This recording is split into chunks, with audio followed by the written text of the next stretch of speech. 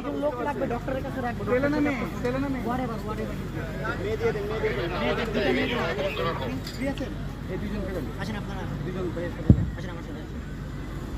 আবার আপনাদের যান যান আপনি যান আপনি যান আপনি দাঁড়ান আপনাকেও দিচ্ছি কাজ তো আমাদের অনেক ওনার সাথে যান।